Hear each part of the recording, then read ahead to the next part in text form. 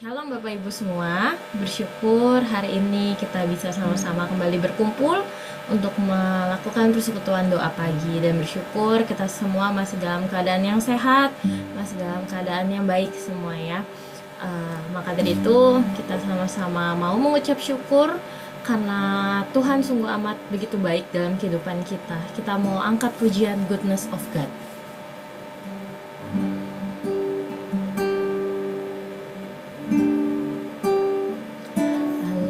You, Lord, oh, your mercy never failed me. All my days I've been held in your hand.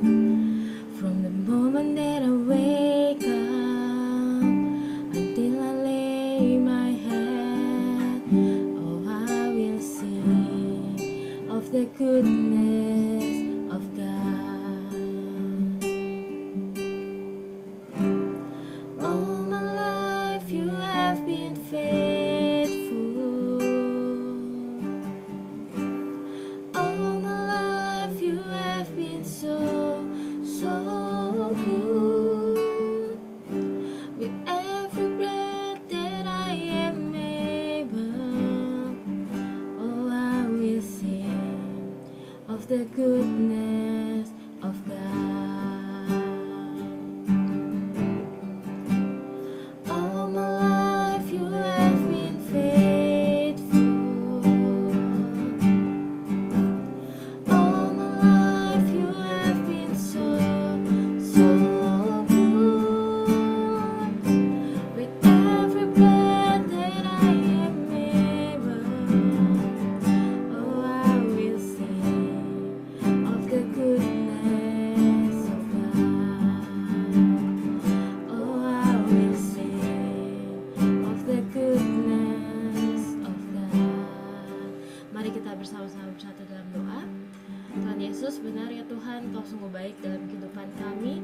Begitu banyak hal-hal baik yang telah Engkau lakukan dalam kehidupan kami, dan kami sungguh bersyukur ya Tuhan atas hal itu. Dan kami terlebih ya Tuhan kembali bersyukur ya Tuhan karena Engkau telah mengumpulkan kami semua ya Tuhan untuk mengikuti doa pagi. Selain kami akan mendengarkan firman Tuhan yang akan dibawakan oleh Bapak Nikolas, tapi kami juga akan saling mendoakan satu sama lain melalui pokok doa yang sudah dibagikan ya Tuhan.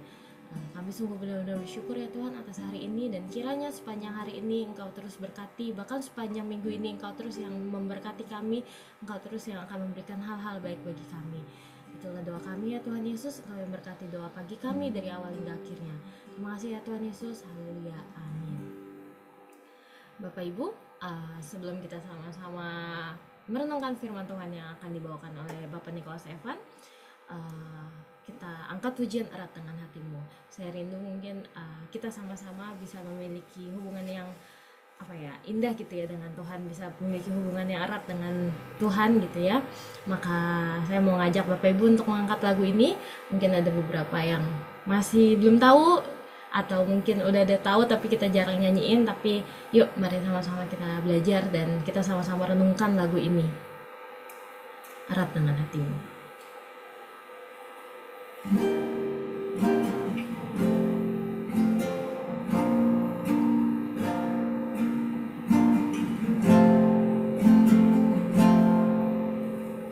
Betapa ajaib dan dahsyatnya Tuhan kejadianku.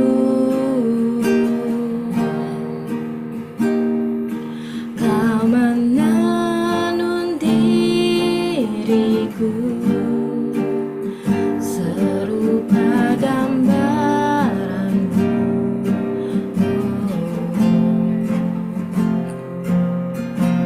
Sungguh berharga di matamu Tuhan kehidupanku.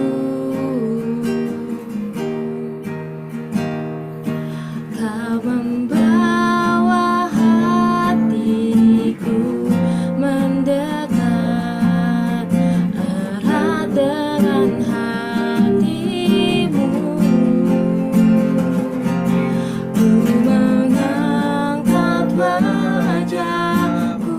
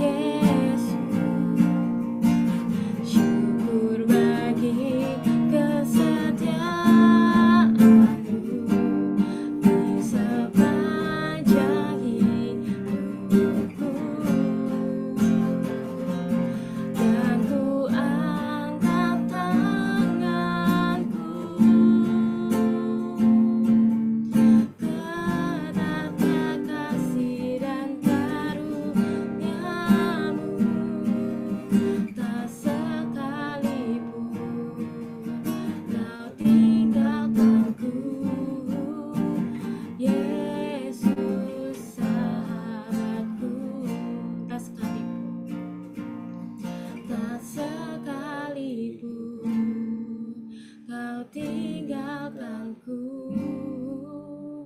Yesus sahabatku.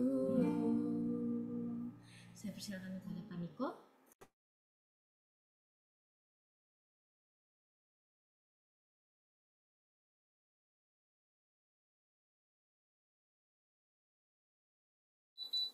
Selamat pagi, Shalom Bapak Ibu Saudara. Mari sebelum merenungkan firman Tuhan, kita sama-sama tundukkan kepala, kita berdoa untuk mempersiapkan hati kita. Mari kita berdoa.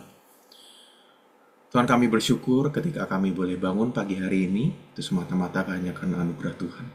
Kami bersyukur kami boleh bersekutu bersama, kami boleh memuji Tuhan, terlebih kami boleh kembali disegarkan oleh kebenaran firman Tuhan. Tolong kami Tuhan, supaya kami boleh mengerti, memahami firman yang akan Kau beritakan pada kami ini, dan kiranya Tuhan pakai hamba-Mu, Tuhan urapi lidah bibirnya, agar apa yang keluar dari mulut hamba-Mu ini semata-mata adalah kebenaran firman Tuhan, yang boleh kembali mengingatkan dan menjelaskan kami di dalam kehidupan kami. Terima kasih Bapa. Kami serahkan untuk perenungan firman Tuhan pada pagi hari ini dalam tangan-Mu. Hanya di dalam nama Tuhan Yesus kami sudah berdoa. Amin. Ya, Bapak Ibu Saudara, saya pagi ini rindu untuk membagikan satu tema begitu ya. Ini sebetulnya satu penggalan ayat dari Mazmur 92, ayatnya yang ke-13 sampai 16. Bertunas seperti pohon kurma. Mari saja kita semua untuk buka bagian firman Tuhan ini dari kitab Mazmur, pasal yang ke-92, ayatnya yang ke-13 sampai ayat yang ke-16. Mazmur 92, ayat yang ke-13 sampai ayat 16. Saya boleh minta kesediaan beberapa orang untuk membacakannya. Ini berhubung yang on cam ibu-ibu, saya minta tolong ibu-ibu untuk bantu bacakan ya. Mazmur 92 ayat 13 sampai 16. Ayat 13 saya akan bacakan. Ayat 14 minta tolong kesediaan untuk Ibu Ruth bantu bacakan, boleh? Ayat 14 ya, Bu Ruth. Ayat 15 minta tolong. Maaf Pak Niko. Maaf, aku nggak bawa HP 2. Oh ya, Jadi nggak boleh bisa. nggak apa-apa Bu Ruth. Ya. Ayat 14 kalau Oma Dani yang bantu bacakan bisa? Boleh, terima kasih Oma Dani. Ayat 15 minta tolong Bu Rita untuk bacakan. Lalu ayat 16 saya akan bacakan lagi ya. Oh, ayat 16 saya minta tolong istri saya aja kalau gitu. Jadi ayat 14 minta tolong Oma Dani, ayat 15 Bu Rita, di ayat 16 Cepi yang akan membacakan. Saya akan bacakan ayat 13 dulu ya Bapak Ibu Saudara. Judul Mazmur 92 ini adalah Tuhan meninggikan orang benar. Orang benar akan bertunas seperti pohon kurma, akan tumbuh subur seperti pohon aras di Libanon. Mereka yang ditanam di bait Tuhan akan bertunas di pelataran Allah kita. Pada masa tua pun mereka masih berbuah menjadi gemuk dan segar. Untuk memberitakan bahwa Tuhan itu benar, bahwa Ia gunung batuku dan tidak ada kecurangan padanya. Baik, sedemikian jauh pembacaan firman Tuhan kita di pagi hari ini. Terima kasih untuk ibu-ibu yang sudah membantu membacakannya. Saya izin pakai yang TB2 ya Bapak Ibu Saudara, karena yang di hadapan saya nih Alkitab TB2. Nah Bapak Ibu Saudara, ini satu topik yang saya rindu untuk kembali membagikan bagi kita semua. Satu bagian firman Tuhan yang mungkin kita juga sudah sering dengarkan dan mungkin jadi satu janji yang kita pegang secara pribadi dalam kehidupan kita. Nah Bapak Ibu Saudara, kalau kita berbicara tentang pohon kurma ya Bapak Ibu Saudara, di dalam Alkitab kita, dalam firman Tuhan, pohon kurma ini jadi salah satu pohon yang sering kali disebut dalam Alkitab Bapak Ibu Saudara. Ada beberapa bagian firman Tuhan yang kita mungkin kalau baca, pohon kurma ini dijadikan satu perumpamaan. Nah, salah satunya di dalam Mazmur 92 ayat 13 sampai 16 yang tadi kita baca. Firman Tuhan mengatakan bahwa orang benar akan bertunas seperti pohon kurma. Nah, kenapa sih Bapak Saudara orang benar digambarkan seperti pohon kurma? Nah, untuk memahami hal ini sebenarnya kita bisa melihat beberapa keunikan-keunikan yang dimiliki oleh pohon kurma. Di kemarin waktu mempersiapkan saya coba cari-cari sedikit, gali-gali sedikit, dan ternyata Bapak Saudara pohon kurma di zaman Israel, di zaman Israel kuno dengan di zaman sekarang tuh sedikit berbeda, Bapak Ibu Saudara. Jadi kalau di zaman sekarang pohon kurmanya itu adalah pohon kurma yang jauh lebih bagus, buah-buahnya lebih gede, lebih mengkel-mengkel mungkin gitu ya Bapak Saudara. Karena sudah dipilih, diseleksi, dikumpulkan dan dibudidayakan jadi satu pohon kurma yang lebih kelihatannya lebih manis, buahnya lebih enak. Kalau zaman dulu pohon kurma yang liar itu mungkin buahnya lebih kecil-kecil Bapak Saudara. Tapi pohonnya lebih besar gitu. Karena mereka harus tinggal di padang gurun. Dan ada satu hal yang menarik Bapak Saudara. Waktu kemarin saya cari tahu tentang bagaimana orang-orang Israel, orang-orang Yahudi di daerah timur dekat kuno begitu ya, menanam pohon kurma ini. Dan ternyata di beberapa daerah pohon kurma ini ditanam dengan satu cara yang cukup unik Bapak Saudara. Jadi ketika para petani akan menanam pohon kurma, setelah mereka meletakkan benihnya, mereka akan mengganjal atau meletakkan batu tepat di atas benih dari pohon kurma itu. Kenapa, Bapak Saudara? Karena di zaman itu, karena alat belum terlalu banyak begitu ya, jadi batu ini ditaruh di atas benih pohon kurma itu untuk dapat menahan angin atau badai gurun yang cukup kencang. Karena kita tahu bahwa di sekitar Israel banyak padang gurun pasir begitu ya. Nah, jadi mereka meletakkan batu untuk mengganjal supaya benih ini nggak sampai terbang kena angin yang besar, Bapak Saudara. Nah, ini satu hal yang menarik Bapak Saudara ketika kita melihat bahwa di dalam firman Tuhan kita orang-orang benar itu diumpamakan akan bertunas seperti pohon kurma. Nah, di zaman itu ketika para petani menanam benih pohon kurma, dikatakan bahwa beberapa petani punya kebiasaan dengan menanam benih pohon kurma itu dan diganjal dengan beberapa batu. Nah, pertanyaannya gimana caranya benihnya bisa ketika tumbuh begitu karena diganjal batu. Nah, ternyata ketika bibit atau benih kurma itu menumbuhkan tunas, dia akan punya kekuatan untuk mendorong batu itu. Karena kalau kita lihat, pohon kurma itu adalah satu pohon yang dia akarnya tuh merambat dengan begitu kuat untuk apa? Untuk cari air, Bapak Saudara. Karena dia tumbuh di daerah yang sangat kering. Makanya dia Tuhan ciptakan punya akar yang begitu kuat, begitu besar untuk mencari air. Ketika si benih pohon kurma tadi tumbuh, ketika akarnya sudah kuat, maka dia juga akan punya kekuatan untuk mendorong tadi batu yang diletakkan oleh petani untuk bisa bertumbuh, Bapak Saudara. Jadi ketika dia sudah punya akar yang cukup kuat, karena sudah menemukan sumber makanan yang dia dapatkan gitu ya Bapak Ibu, nah maka tunas baru yang bertumbuh itu dengan sendirinya akan menjungkir balikan batu yang tadi awalnya digunakan untuk diganjal, yang menghalanginya. Nah, memang butuh waktu yang cukup lama untuk mengeluarkan tunas bagi benih pohon kurma itu. Karena proses pengakaran yang kuat itu perlu terjadi terlebih dahulu. Nah, waktu saya tahu metode ini, Bapak Saudara, saya jadi tergelitik karena ini satu metode yang menarik dan saya jadi berpikir, apakah ini ada hubungannya mungkin dengan perumpamaan yang waktu itu diberikan oleh pemazmur tentang bagaimana kita sebagai orang benar itu bertunas seperti pohon kurma. Nah, hal ini juga yang mungkin sebenarnya jadi gambaran dari orang Kristen yang punya akar yang kuat, yang berakar seperti pohon kurma, bahkan dikatakan pohon kurma yang ditanam di pelataran bait Allah, Bapak Saudara. Dikatakan bahwa akar pohon kurma yang kuat itu, akar pohon kurma itu harus punya kekuatan terlebih dahulu sebelum tunas itu bisa muncul. Dan ini juga menggambarkan pentingnya kita sebagai orang benar memiliki dasar iman yang kokoh melalui persekutuan yang erat dengan Tuhan dan pemahaman tentang firman-Nya. Nah, Bapak Ibu Saudara, di dalam Alkitab sendiri memang pohon kurma ini seringkali pohon kurma digambarkan sebagai simbol akan kehidupan dan simbol akan kesuburan.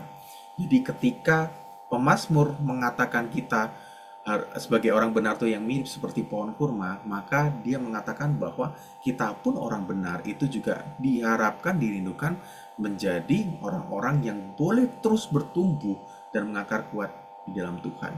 Jadi menggambarkan akan pentingnya kita punya dasar iman yang kokoh. Bahkan dikatakan ketika ditanam di bait Tuhan, dasar iman yang kokoh dengan apa? Melalui persekutuan yang erat dengan Tuhan dan pemahaman yang mendalam tentang firman Tuhan. Artinya kita harus punya persekutuan yang erat dengan Tuhan, di mana Tuhan sendiri dan firman Tuhan yang kita baca ini menjadi sumber kehidupan dan makanan rohani bagi kita. Karena proses pengakaran yang kuat itu yang akan menjamin pertumbuhan iman yang baik pula. Sehingga pada akhirnya, seperti yang tadi ya, metode yang dilakukan oleh para petani kurma begitu ya, dalam tanda kutip, mereka meletakkan batu, dan ketika kurma itu sudah punya daya tahan yang kuat, sudah punya kekuatan dengan akar-akar yang kuat untuk mencari makan tadi, barulah dia punya daya tahan ataupun daya dobrak terhadap hambatan-hambatan yang menghalangi pertumbuhannya, Bapak Saudara. Karena akar yang kuat itu akan memberikan daya tahan terhadap hambatan dan tantangan yang dihadapi dalam hidup. Nah, kita sendiri ketika kita membaca perkataan pemazmur tadi ya Bapak Saudara, yang mengatakan bahwa orang yang benar akan bertunas seperti pohon kurma, akan tumbuh subur seperti pohon aras di Libanon. Ada satu pohon lagi ternyata Bapak Saudara yang jadi perumpamaan, yaitu pohon aras. Nah, kenapa digunakan perumpamaan dari pohon aras ini? Karena ternyata kalau kita cari tahu di zaman itu pohon aras itu seringkali digunakan sebagai bahan konstruksi Bapak Saudara. Jadi digunakan sebagai salah satu bahan untuk membangun sebuah bangunan. Dan ini pohon aras juga digambarkan sebagai satu pohon yang kuat begitu, karena dia bisa dipakai untuk jadikan bahan bangunan. Makanya ketika kita orang benar tuh digambarkan sebagai pohon kurma dan seperti pohon aras yang tumbuh subur di Libanon dikatakan oleh firman Tuhan. Maka kita juga sebagai orang benar dirindukan seperti itu. Bukan hanya punya akar yang kuat tadi, tapi ketika kita mengakar kuat di dalam Tuhan, di dalam firman Tuhan, pada akhirnya kita bisa menjadi orang-orang yang punya kekuatan di dalam Tuhan itu sendiri. Di firman Tuhan kembali mengingatkan kita bahwa kita sebagai orang-orang Kristen, sebagai anak-anak Tuhan, kita perlu sekali memiliki dasar iman yang kuat. Persekutuan yang erat dengan Tuhan dan pemahaman yang mendalam tentang firman-Nya adalah akar yang membuat kita kuat di dalam tantangan hidup, sehingga kita pun nantinya dapat menjadi pribadi yang kuat. Nah, pertanyaannya, sudahkah kita menjadi orang Kristen? Atau kalau yang mau pertanyaan yang lebih dalam adalah di bulan keluarga ini, sudahkah kita menjadi keluarga-keluarga Kristen yang berakar kuat di dalam iman kita kepada Tuhan? Satu firman Tuhan yang selalu mengingatkan saya ketika berbicara tentang keluarga adalah Ulangan 6 ayat 6-9. Bagaimana di dalam Shema Israel itu Tuhan mengingatkan bahwa bukan hanya itu menjadi satu kewajiban dari para orang-orang dewasa terhadap diri mereka sendiri dan terhadap Tuhan, tetapi juga Tuhan merindukan bahwa orang-orang dewasa, para orang tua juga melanjutkan, mewariskan imannya ini kepada anak-anak mereka, yang mengajarkan agar para orang tua terus-menerus mengingatkan anak-anak mereka tentang siapa Tuhan yang mereka sembah, tentang siapa Tuhan yang mereka percaya, baik di dalam tidur mereka, ketika mereka bangun, ketika mereka berjalan, seperti itu dikatakan dalam Ulangan pasal 6 ayat 6-9. Jadi ini satu petunjuk kepada kita para orang tua untuk mendidik anak-anak kita, di mana selain mengasuh, kita juga mengasah anak-anak kita secara berulang-ulang melalui berbagai metode dan kesempatan. Dan dengan demikian, ketika kita kaitkan lagi dengan Mazmur 92 tadi, proses penanaman, proses pengakaran, dan proses pertumbuhan iman itu dapat terjadi bukan secara kebetulan Bapak Saudara, tetapi sebagai upaya yang kita sebagai orang tua sengaja lakukan. Di dalam hidup ini banyak hal yang tidak bisa kita kontrol. Kalau kita berbicara tentang benih pohon kurma tadi, dia nggak bisa kontrol bagaimana panas yang begitu terik, atau batu yang ada di atasnya, ataupun angin atau badai yang menerpa benih pohon kurma itu. Ini ada satu tantangan alami, satu hal yang benih pohon kurma itu tidak bisa kontrol, Bapak Saudara. Dan di dalam hidup kita pun juga sama. Banyak sekali masalah, banyak sekali pergumulan yang kita tidak bisa kontrol. Banyak sekali hal di dunia ini yang kita tidak punya kontrol atas hal itu. Tapi kita yakin dan percaya ketika kita mengakar dengan kuat di dalam Tuhan, dan ketika kita punya persekutuan erat di mana kita bisa bertumbuh di dalamnya dengan Tuhan, maka ini jadi satu kekuatan bagi kita untuk menghadapi panas terik, batu, angin, ataupun badai kehidupan yang kita alami dalam kehidupan kita. Dan seringkali setiap tantangan, setiap masalah, setiap pergumulan yang Tuhan izinkan terjadi dalam kehidupan itu, akhirnya itu justru berfungsi untuk semakin memperkuat kita, memperkokoh akar kita di dalam Tuhan, dan bahkan semakin membuat kita bertumbuh di dalam iman kita. Nah, menarik juga Bapak Saudara, kenapa pemazmur menggambarkan orang benar seperti pohon kurma, bahwa orang benar bertunas seperti pohon kurma. Nah, seiring bertumbuhnya usia, pohon kurma itu semakin indah dan menghasilkan buah yang semakin manis dan bergizi, Bapak Saudara. Bahkan daunnya sering digunakan dalam perayaan-perayaan di Israel dulu untuk melambangkan kemenangan dan kesejahteraan. Nah, ini juga jadi satu gambaran buat kita. Dikatakan orang benar itu seperti pohon kurma. Dan ini menggambarkan bahwa seiring bertumbuhnya iman kita, hidup kita juga seharusnya semakin mencerminkan kedewasaan dan keindahan rohani. Bahwa buah yang dihasilkan dalam diri kita, dalam hidup kita, adalah buah roh. Itu buah pertobatan, buah kekudusan, buah roh, dan pelayanan yang seharusnya ketika kita menjadi pribadi yang semakin dewasa secara kerohanian kita, jadi pribadi yang semakin bertumbuh di dalam Tuhan. Sama seperti pohon kurma yang digambarkan tadi, kita boleh juga semakin bermanfaat bagi orang lain dalam kehidupan kita. Kita boleh semakin memuliakan Tuhan. Kehidupan orang-orang benar, kehidupan orang-orang Kristen yang matang secara rohani, itu akan memberikan kesaksian yang baik dan menjadi berkat bagi banyak orang. Firman Tuhan bahkan mengatakan tadi di ayat 15 dan 16. Di dalam terjemahan baru yang kedua dikatakan, pada masa tua pun mereka masih berbuah. Bahkan mereka tetap segar dan bugar. Untuk memberitakan bahwa Tuhan itu benar. Dialah gunung batuku dan tidak ada kecurangan padanya. Nah, ini yang paling penting, Bapak Saudara. Bahwa orang benar yang bertunas seperti pohon kurma itu, bahkan hingga masa tuanya, kita masih tetap akan berbuah. Banyak orang seringkali memandang sebelah mata kita yang mungkin sudah lanjut usia. Banyak orang mengatakan, kalau aku sudah tua, aku sudah lanjut usia, aku nggak bisa melakukan banyak hal. Aku cuma bisanya ini, itu. Kekuatanku tuh cuma apa? Cuma doa. Nah, jangan pernah menyepelekan kekuatan doa, Bapak Saudara. Karena kekuatan doa ini jadi salah satu kekuatan yang paling kuat, paling powerful dalam kehidupan kita sebagai orang percaya. Dan bahkan ini jadi bahan bakar bagi anak-anak kita juga, menjadi warisan yang paling luar biasa bagi anak-anak kita. Ketika kita mendoakan anak-anak, cucu, menantu, dan keluarga kita, Bapak Saudara. Nah, Bapak Saudara, kita sama-sama belajar bahwa di dalam kehidupan kita sebagai orang percaya, kehidupan kita sebagai orang benar, kita punya pertumbuhan iman yang kokoh. Sama seperti pohon kurma tadi, kita perlu berakar kuat di dalam iman yang ditanam di bait Tuhan. Ingat, ditanam di bait Tuhan. Jadi kita mengakar kuat di dalam Tuhan dan di dalam firman-Nya, bukan di dalam hal lain, Bapak Saudara. Karena dikatakan bahwa pohon kurma itu ditanam di bait Tuhan.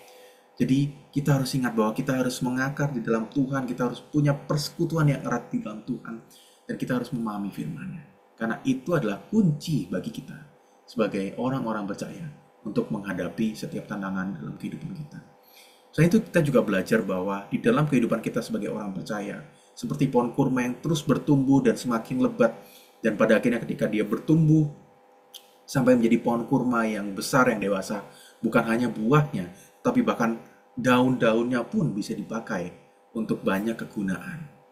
Nah, kita pun sadar bahwa di dalam kehidupan kita sebagai orang Kristen adalah sebuah proses. Dan kita semakin dewasa usia kita, semakin dewasa kerohanian kita, kita juga punya tanggung jawab untuk berbuah semakin lebat, Bapak Saudara. Bahkan pada masa tua pun kita masih berbuah, kita masih tetap segar dan bugar. Terlebih ketika kita sudah dewasa, ketika kita menjadi orang tua, kita punya tanggung jawab. Bukan hanya untuk diri kita, tapi juga mewariskan iman kepada generasi-generasi keturunan kita. Untuk mengajarkan, mendidik mereka di dalam iman yang kuat. Seperti yang dikatakan Ulangan pasal 6 ayat 6-9. Untuk boleh terus mewariskan iman kita kepada keturunan kita. Dan bukan hanya itu, tetapi bahkan di dalam masa tua kita pun nantinya, kita dirindukan tetap punya kesaksian hidup yang baik. Karena apa? Karena kita sudah berakar kuat di dalam iman dan menghasilkan buah yang baik. Kesaksian hidup yang boleh terus mencerminkan kasih Tuhan, mencerminkan kekudusan dan kebaikan Tuhan. Sehingga orang lain pun dapat merasakan manfaatnya dan memuliakan Tuhan melalui hidup kita. Yang paling penting ayat 16, Bapak Saudara, untuk memberitakan bahwa Tuhan itu benar. Dialah gunung batuku dan tidak ada kecurangan baginya. Sama seperti pohon kurma yang menjadi simbol kehidupan, simbol kekuatan, simbol kesuburan. Bagi kita, orang-orang benar, kita pun juga dirindukan untuk menjadi pribadi-pribadi yang boleh terus menghidupi hidup. Kalau kata slogan Sidang Raya Sinode nanti, urip iku urup, Bapak Ibu Saudara. Hidup itulah ada hidup yang memberikan terang, yang menyala, yang menjadi berkat bagi banyak orang. Dan itu pun yang juga Tuhan rindukan pada kita semua. Orang benar yang bertumbuh di dalam Tuhan adalah orang benar yang mengakar terus dalam firman Tuhan, yang terus bertumbuh di dalam persekutuan erat dengan Tuhan, yang terus menghasilkan buah yang baik dan memberikan kesaksian hidup yang boleh memuliakan nama Tuhan, sehingga hanya nama Tuhan saja yang dipermuliakan di dalam kehidupan kita. Ketika proses pengakaran dan proses pertumbuhan tadi berjalan dengan baik, maka hasil yang bisa dilihat adalah kesaksian hidup kita. Melalui bagaimana kita hidup, bagaimana kita berjalan menapaki kehidupan ini. Dan itu semua dapat orang lain lihat. Nah, Bapak Ibu Saudara, saya kemarin, kenapa saya terpikir untuk membagikan satu bagian firman Tuhan ini? Karena saya kembali terberkati ketika membaca Mazmur 92 ini, Bapak Ibu Saudara. Dan tepat sekali kemarin waktu saya mengunjungi dan menguatkan keluarga dari almarhumah Ibu Vin, ketika saya bertemu dengan Pak Markus dan beberapa anak angkat dan juga keponakannya, begitu ya Bapak Saudara. Firman Tuhan ini semakin meneguhkan saya, Bapak Saudara. Saya pribadi belum terlalu mengenal Ibu Vin, karena ketika saya berada melayani di tempat ini, Bu Vin sudah sangat lanjut usia begitu ya, dan tidak bisa banyak bergerak. Jadi saya cuma mungkin ketemu 2 kali aja, Bapak Ibu Saudara, secara langsung begitu ya. Dan yang terakhir ketemu adalah ketika Christmas Carol di tahun kemarin, kalau tidak salah, Bapak Ibu Saudara. Tapi banyak sekali cerita-cerita yang saya dengarkan, yang saya ketahui dari jemaat-jemaat, bahkan mungkin dari rekan sepelayanan yang ada di gereja, gitu, Bapak Saudara. Nah, kemarin Bapak Saudara, ketika saya bertemu dengan kerabat dari Ibu Vin gitu ya, dengan anak-anak angkatnya, saya semakin diingatkan akan betapa pentingnya firman Tuhan ini. Bagaimana kita sebagai orang benar akan bertunas seperti pohon kurma, yang bahkan pada masa tuanya pun mereka masih berbuah tetap segar dan bugar. Secara manusia saya melihat Ibu Vin selain sudah sangat lanjut usianya, secara fisik dia sudah tidak bisa berbuat banyak hal gitu, Bapak Ibu. Tapi ketika kemarin saya bercerita, mendengarkan cerita dari anak-anak angkatnya, satu hal yang luar biasa adalah saya melihat betapa luar biasanya teladan dan warisan iman yang Ibu Vin tinggalkan. Bukan hanya kepada anaknya sendiri, tapi kepada murid-muridnya yang kemudian menjadi anak angkat Bu Vin. Kemarin saya mendengarkan banyak sekali kesaksian yang begitu luar biasa. Mungkin orang kenal almarhumah Ibu Vin itu sebagai pribadi yang keras, yang tegas, yang disiplin gitu Bapak Saudara. Tapi melalui apa yang dia lakukan dalam kehidupannya, ketika dia punya semangat dan kerinduan untuk memberikan teladan iman, pengajaran iman yang benar kepada anak-anak didiknya, kepada setiap anak-anak muda yang ia temui Bapak Saudara. Ternyata ini jadi satu hal yang begitu membekas dalam pikiran mereka. Bahkan sehingga mereka dewasa dan mereka punya keluarga pun, ini jadi satu bekal yang kuat. Jadi satu warisan iman yang kuat bagi mereka. Kemarin waktu saya dengar cerita mereka, berulang-ulang mereka menceritakan, saya benar-benar terberkati dulu ketika diajar oleh Ibu Vin. Ini satu perkataan yang banyak keluar dari mulut anak-anak angkat dari Ibu Vin. Dan saya kembali diingatkan, wah luar biasa ya Tuhan ya. Bahkan mereka mengatakan, bahkan Ibu Vin waktu sudah benar-benar gak bisa banyak bergerak pun, cuma bisa berdoa begitu ya. Anak-anak angkatnya tetap melihat bahwa di masa tuanya pun Ibu Vin masih tetap memberikan satu teladan iman yang begitu luar biasa. Bagaimana di tengah keadaan yang tidak berdaya, waktu Ibu Vin kemarin masih hidup, di masa tuanya ini Ibu Vin tetap kuat berdoa. Bahkan ketika bertemu dengan anak-anak angkatnya, dengan orang-orang yang ia kenal, dia terus mengingatkan mereka akan betapa pentingnya iman mereka di dalam Tuhan. Dan kemarin Bapak Saudara, saya melihat sendiri buktinya. Mungkin anak-anak Bu Vin dulu waktu awal ketika mereka sekolah di Tunas Karya, terus mereka beribadah di GKMI Pengharapan, awalnya mereka orang-orang di GKMI ya Bapak Ibu Saudara. Tapi sekarang banyak yang sudah di gereja lain gitu. Yang saya temui mereka sudah beberapa di gereja lain, bahkan beberapa di kota lain gitu. Tapi satu hal yang sama yang saya ingat, bahwa bagaimana mereka memandang Tuhan, bagaimana iman mereka kepada Tuhan, itulah iman yang benar. Dan salah satunya ini berkat teladan dan warisan iman dari Bu Vin. Betapa pentingnya teladan iman dan warisan iman yang kita bagikan kepada anak cucu kita. Saat ini mungkin ada dari kita yang merasa, aku sudah tua, aku nggak bisa melakukan banyak hal. Jangan khawatir Bapak Ibu, bahwa firman Tuhan mengatakan bahwa ketika kita orang-orang percaya itu bertunas seperti pohon kurma, tumbuh subur seperti pohon aras yang ditanam di bait Tuhan dan bertunas di pelataran Allah kita. Maka pada masa tua pun firman Tuhan mengatakan kita masih berbuah, tetap segar dan bugar untuk memberitakan bahwa Tuhan itu Tuhan yang benar. Nah, inilah satu hal yang juga saya yakini dan percaya. Dan kiranya ini juga boleh terus menjadi ingat-ingatan bagi kita.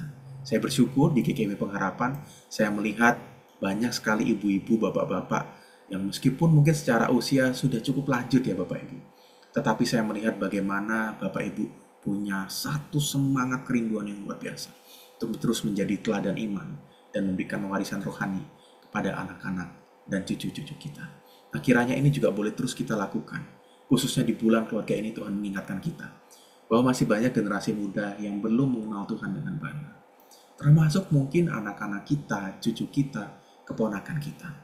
Nah, marilah kita dengan apa yang kita bisa lakukan, terus rindu untuk memberitakan firman Tuhan, mengenalkan mereka kepada Tuhan yang benar, sehingga nantinya mereka pun bisa terus mengakar kuat di dalam Tuhan.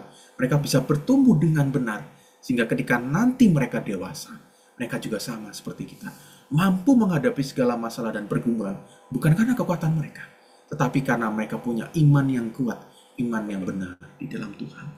Nah, kiranya Tuhan boleh terus memimpin dan menguatkan kita, sehingga kita pun bukan hanya berbuah dan kita nikmati buahnya sendiri, tapi ketika kita bisa berbuah, menjadi berkat bagi orang lain, khususnya bagi keluarga kita, dan terlebih, hidup kita boleh memuliakan nama Tuhan hingga masa tua kita, bahkan seperti Ibu Vin, hingga ia dipanggil Tuhan, hidupnya boleh memuliakan nama Tuhan. Kiranya Tuhan boleh menolong kita semua. Amin. Mari kita berdoa, Bapak Ibu Saudara. Tuhan, terima kasih melalui pemazmur Engkau kembali mengingatkan kami bahwa satu kerinduan Tuhan, bahwa kami sebagai orang-orang benar, kami boleh bertunas seperti pohon kurma, kami boleh tumbuh seperti pohon aras, kami boleh menjadi pribadi-pribadi yang boleh terus mengakar di dalam Tuhan, jadi pribadi-pribadi yang boleh bertumbuh di dalam persekutuan erat kami dengan Tuhan, dengan firman Tuhan, sehingga ketika kami menjadi pribadi-pribadi yang dewasa, bukan hanya secara jasmani namun rohani kami boleh terus menjadi pribadi yang berbuah dan bahkan menjadi berkat melalui kesaksian hidup kami bagi setiap orang-orang sekitar kami, khususnya bagi keluarga kami, bagi pasangan, bagi anak, bagi menantu, bagi cucu yang kami kasihi Tuhan. Kiranya Tuhan boleh terus menguatkan dan menolong kami Tuhan. Ajarlah kami untuk terus percaya terhadap firman-Mu, bahwa di tengah segala keterbatasan, di tengah segala kekurangan kami dapat terus memuliakan nama Tuhan melalui kesaksian hidup kami, melalui teladan iman kami, melalui warisan rohani yang kami berikan pada keturunan kami. Kiranya Tuhan boleh menolong kami. Hanya di dalam nama Tuhan Yesus kami serahkan setiap kami ke dalam tangan-Mu. Amin.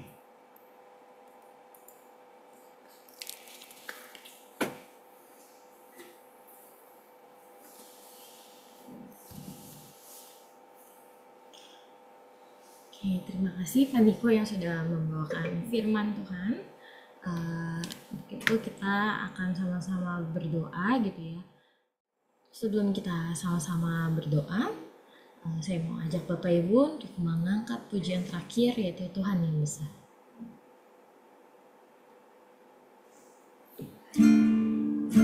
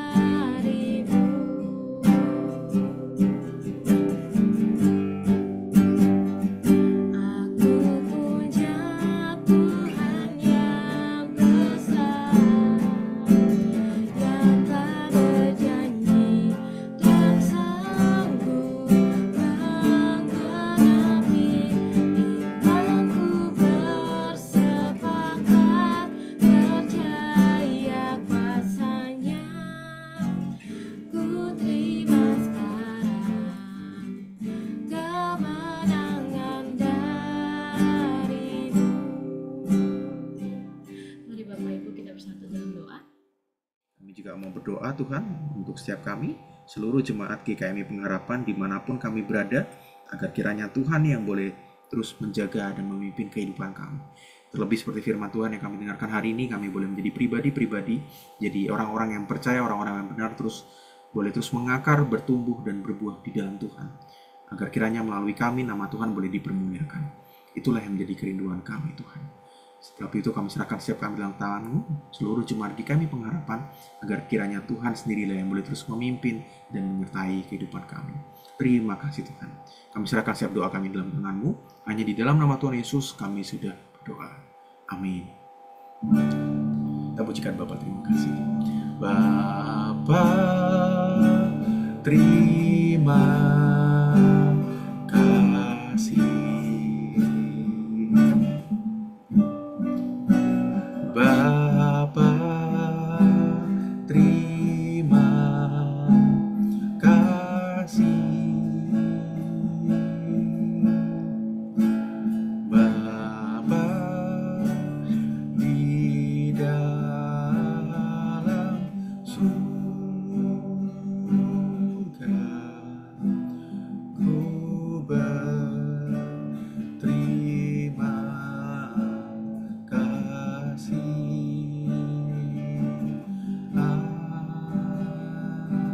Amin. Selamat pagi, silakan mengambil waktu teduh sejenak.